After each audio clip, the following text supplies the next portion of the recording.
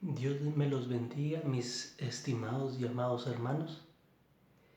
En esta oportunidad me gustaría platicarles sobre una historia muy conocida por nosotros los cristianos. El viaje que el Señor hizo a la ciudad de los Gadarenos. Vemos que el Señor se sube a una barca, ¿verdad? Después de haberle predicado a una multitud enorme en la orilla de la playa. Vemos que el Señor pues empezó a desgastarse, empezó a no dormir y empezó a sentirse cansado. Tanto que cuando se subieron a la barca para llegar a aquella ciudad donde en la ciudad de los Gadarenos, vemos que el Señor se queda dormido. Eso lo podemos ver en Marcos capítulo 4. Marcos capítulo 4, creo que es el versículo 37, en donde vemos que el Señor, ¿verdad?, se queda dormido en medio de una tormenta terrible. Decía que en la misma palabra dice que las olas azotaban a la barca como casi desarmándola.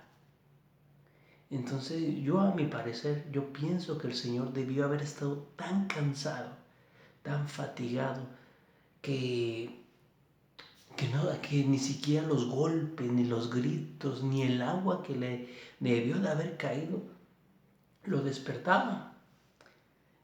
Y vemos que los demás que estaban con él estaban terriblemente asustados, tanto que hasta se enojaron con él y dijo: Señor, ¿qué piensas? ¿Acaso no te importa que perezcamos? Y el Señor se levanta y dice que sosiega al mar y sosiega a la tormenta, y que viene una tremenda calma. Y después de esa escena tan maravillosa, ¿verdad?, de aquella impresionante manera de demostrar el Señor que era el Señor, llega a Gadar, bueno, a la ciudad de los Gadarenos, y dice que se encontró a un hombre endemoniado, un hombre que había estado por mucho tiempo entre los sepulcros, entre el cementerio. Dice que vivía en el cementerio, que agarraba piedras y se golpeaba a sí mismo. Decía que era tan violento y tan fuerte que nadie lo podía atar. Vemos que ese hombre al que todos les tenían miedo, vemos que ese hombre que era el más abominable de toda esa ciudad, el Señor le mostró misericordia. El Señor lo liberó tremendamente. Y dice que después de esa liberación, dice que la gente que estaba en esa ciudad se sintieron terriblemente asustados, que lo corrieron al Señor Jesús, porque pues los demonios que salieron de aquel hombre se fueron a todos los cerditos que estaban en un aprisco, ¿va?, y que los marranitos se arrojaron al mar y ahí murieron, y por eso tuvieron miedo, pues.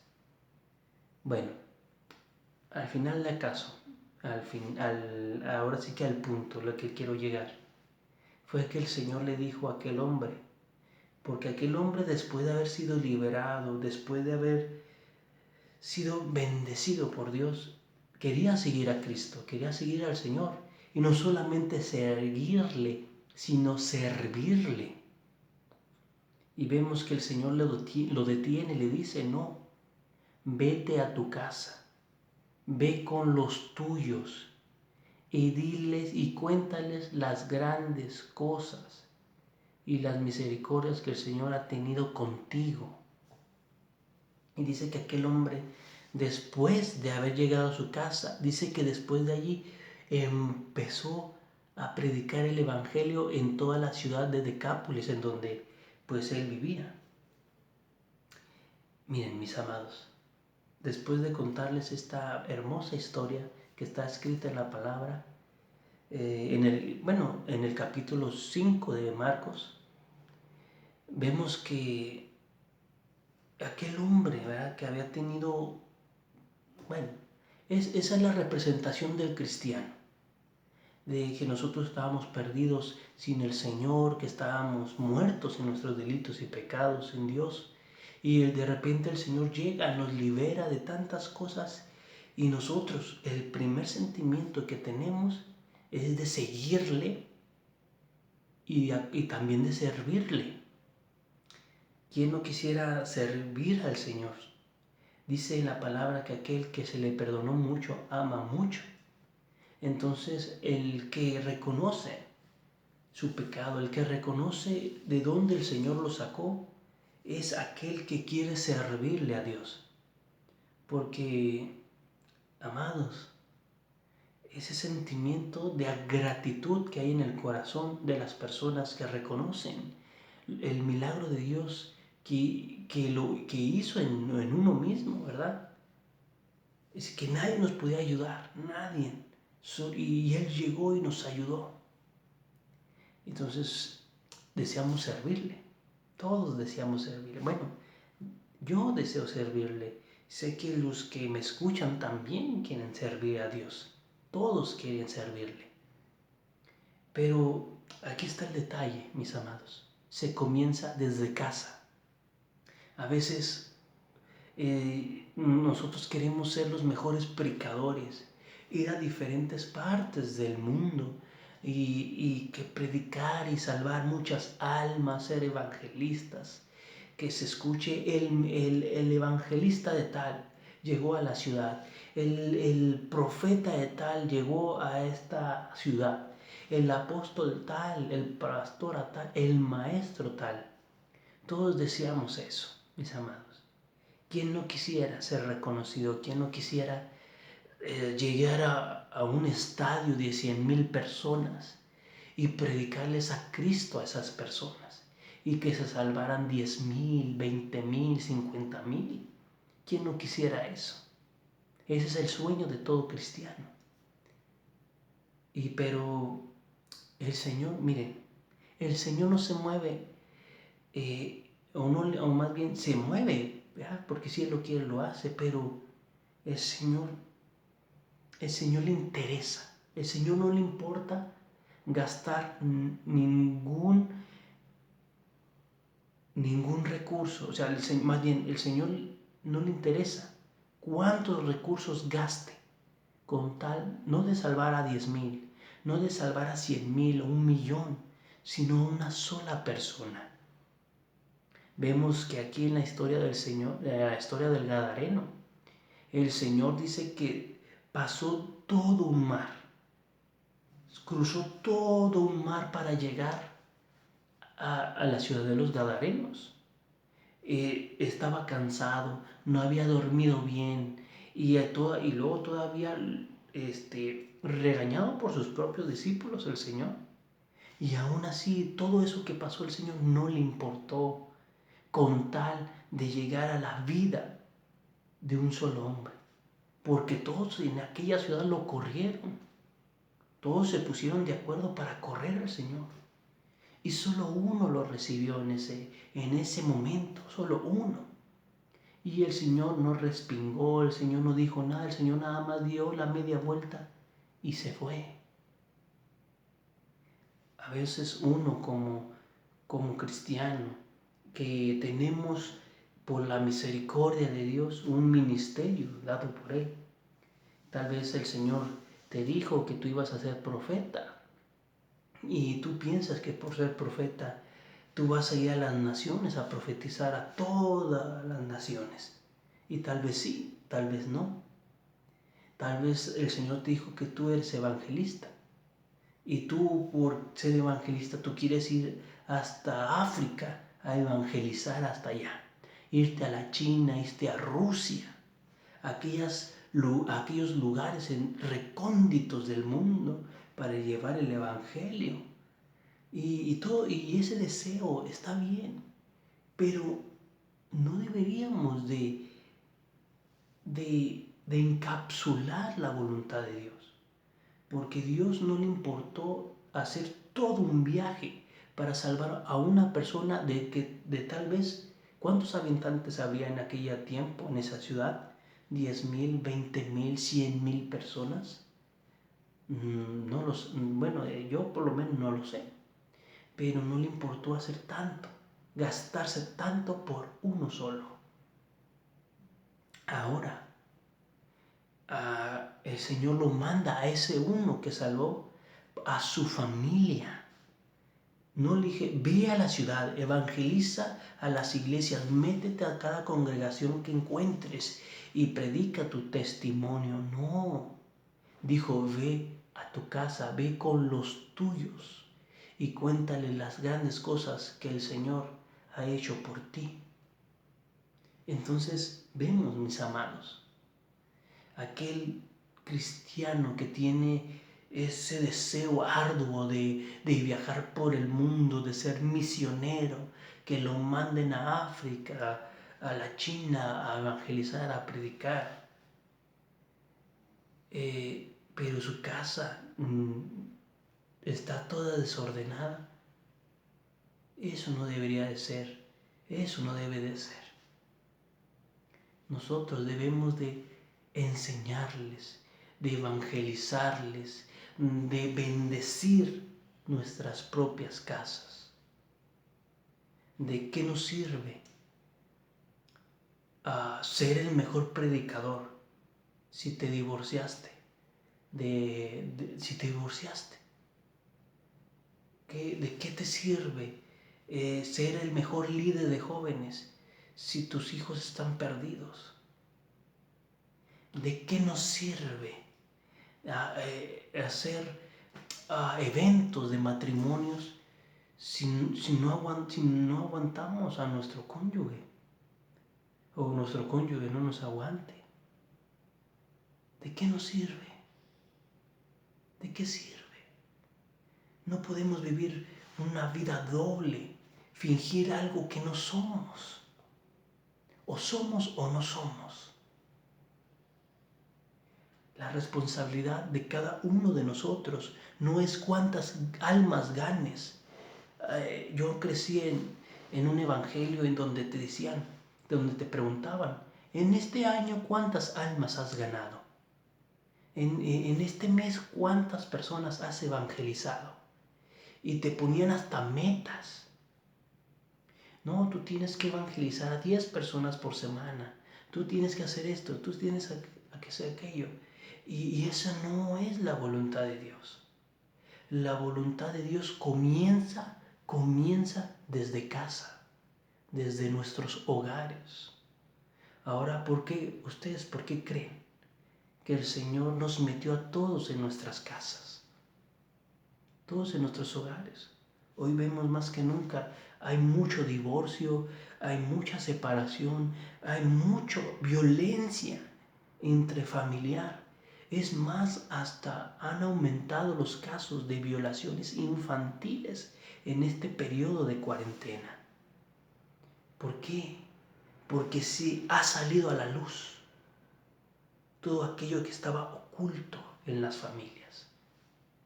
Que por andar en el cine, que por andar en el mall, que por andar en paseos, en restaurantes, distrayéndonos, no nos dábamos cuenta. Hasta que el Señor nos metió a todos en nuestras casas para ver las cosas que se estaban moviendo en nuestro cónyuge, en nuestros hijos, en las personas que viven en nuestro hogar. Si es la suegra, si es el suegro, si son los sobrinos. Como cristianos, si aspiramos a ser servidores de Cristo, si aspiramos a seguir al Señor, nuestra responsabilidad primera es nuestra familia. No es irte a las cárceles ahí a evangelizar, siendo que a tus hijos no les predicas el evangelio. No es irte a los hospitales, estar orando por enfermos.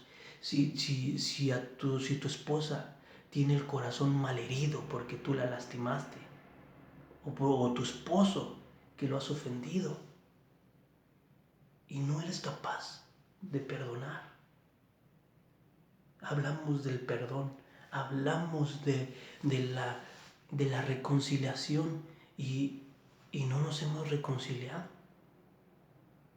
Por eso el Señor dijo que al final del tiempo Él mandaría el espíritu de Elías para hacer volver el corazón de los padres a los hijos y de los hijos a los padres.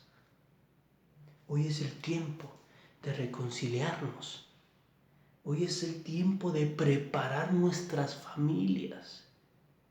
Miren, mis amados,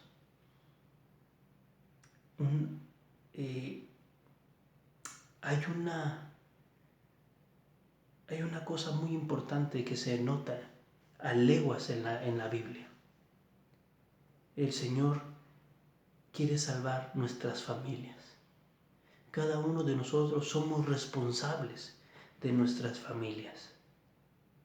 No somos responsables de la familia del vecino. No somos responsables de la familia del presidente, del gobernador, de ni siquiera del ministro, del pastor. Somos responsables de nuestra propia casa. Por eso en la palabra dice que cada uno sobreedifique sobre la base que es Jesucristo. Cada uno somos responsables de nuestros hogares, de nuestras casas.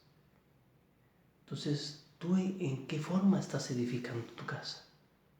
¿Con heno, con paja, con hojarasca? ¿O lo estás haciendo con oro, plata y piedras preciosas? Esa es una pregunta que cada uno de nosotros debemos de hacer. ¿Cómo está nuestra esposa?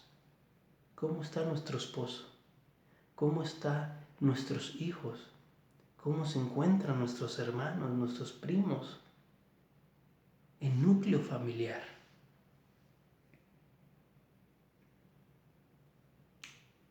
Debemos de ser responsables.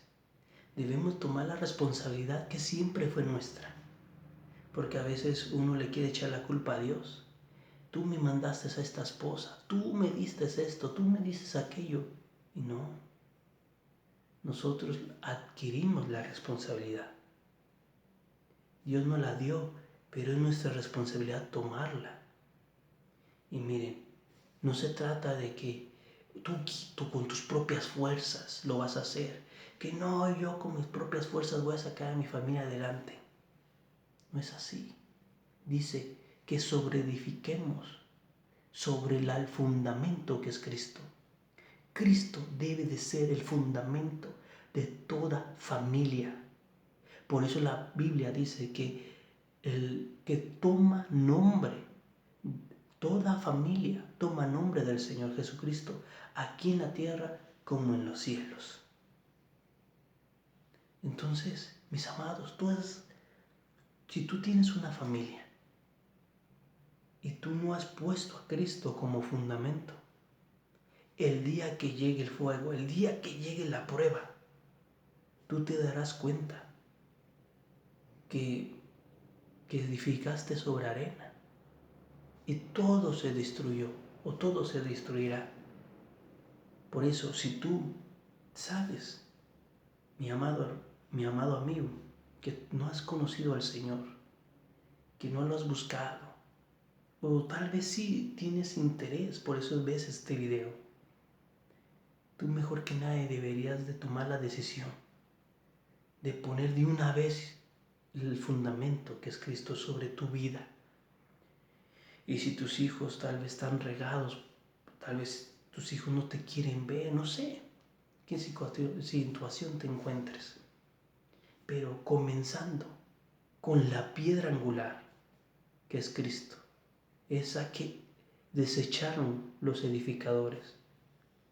Esa piedra va a poner aquella estabilidad de todo. Y después de la estabilidad, después vas a tener la solidez y vas a poder bendecir a tus hijos, bendecir a tu cónyuge. Pon a Cristo como fundamento. Y después de poner a Cristo sobre el fundamento, es sobre edificar sobre Él por medio de la palabra. No es con métodos humanos, no es con pensamientos naturales. Vemos en la palabra que Dios dice, ustedes que son malos padres, saben dar buenas dádivas a vuestros hijos. Vuestro Padre que es bueno, ¿no les sabrá dar todas las cosas? Entonces, si Dios dice que los malos padres son aquellos que le dan todo a sus hijos, ahora, ¿qué será de aquellos padres que no les dan nada a sus hijos? Si los malos padres son aquellos que le dan lo que necesitan, ¿qué son? Aquellos que no les dan nada. ¿Y por qué Dios les llama malos padres? Aquellos padres que le dan todo a sus hijos. Vemos que el Señor le hablaba a aquellos que no habían creído en Él. Entonces, si tú te esfuerzas por darle a tus hijos, a tu cónyuge, a tu familia, lo mejor, si tú te esfuerzas día con día trabajando para darle a tus hijos el mejor estudio, la mejor carrera, las mejores cosas, pero no les enseñas la palabra de Dios, no les enseñas a tener una vida con temor al Señor, digna. Discúlpame, pero eres un mal padre. Eres un mal padre. No lo digo yo, lo dice la palabra. Pero hay esperanza en el Señor. Hay esperanza. Siempre la hay. Solamente es recibirlo. Solamente es recibirlo. Quitarse el orgullo y reconocer el poder y la mano poderosa de Dios, porque hasta eso, aquel que no desea tener cobertura, aquel que no quiere tener una sombra sobre él, nunca va a poder edificar su casa, su familia. ¿Por qué? Porque nosotros, dice, edificamos las paredes, pero es el ministro de Dios, es la mano de Dios, es el apóstol, el profeta, el evangelista, el pastor y el maestro, el que te da aquella cobertura, el techo de tu casa, para que así todos los que están dentro de tu hogar se encuentren a salvo. Después, en siguientes videos, platicaremos sobre eso, ¿verdad? Sobre cómo tener cobertura, sobre cómo tener protección en tu familia. Hoy más que nunca debemos de predicar, debemos de enseñar sobre la familia, sobre una reconciliación, sobre reafirmar nuestra manera de enseñar y nuestra manera de bendecir y de guiar a nuestros hijos. Porque hoy más que nunca hay una matanza de jóvenes, hay una matanza de matrimonios cristianos. Hoy se han visto muchos cristianos, ministros, que se separan, hermanos que se separan. Y eso es terrible, eso es terrible. Muchos jovencitos que antes servían al Señor, ahora los vemos en las fiestas. Hoy, y eso que ni siquiera pueden haber fiestas debido a la pandemia. Han sucedido muchas cosas muy tristes, pero dice el Señor que cobremos ánimo, porque el Espíritu Santo está con nosotros. Roguémoslos al Señor que su Espíritu nunca se aparte y que nos guíe a fundamentar a nuestros hogares, a nuestras familias, para de esa manera que cuando nuestro Señor venga, podamos decirle: venga mi amado a su huerto y tome de los mejores frutos. Será una bendición decir esas palabras. Bueno, con esto concluyo, mis amados.